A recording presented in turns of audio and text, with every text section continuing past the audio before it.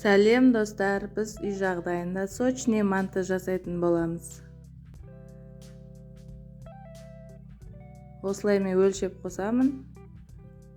Жылы суымызда өлшеп құйып аламыз.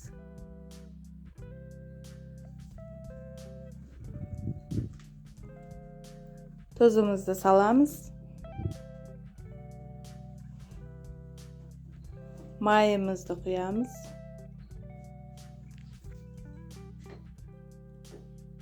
Екі жұмыртқамызды жарып саламыз.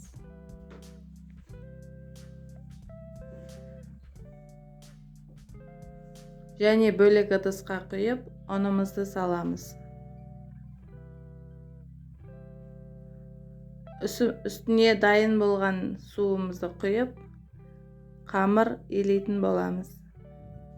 Жақсылап илеп алып, пакетке салып, демалдырып қоямыз. Қамырымыз дайын болғанша фаршымызды дайындап аламыз. Мен 1 кило фаршқа пияз, картоп қосып, начинкасын дайындайтын боламын.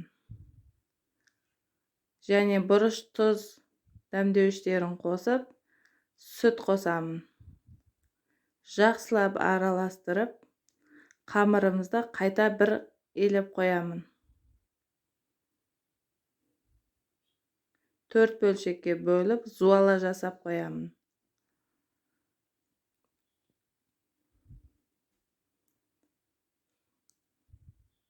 Қайтып пакетке салып қоямын. Демалып шыққан қамырымызды жаямыз. Осылай жұп-жұқа етіп жайып шығамыз. Мінекей, спичканың көмегімен бір келгі болу үшін осылай кесіп шығамыз.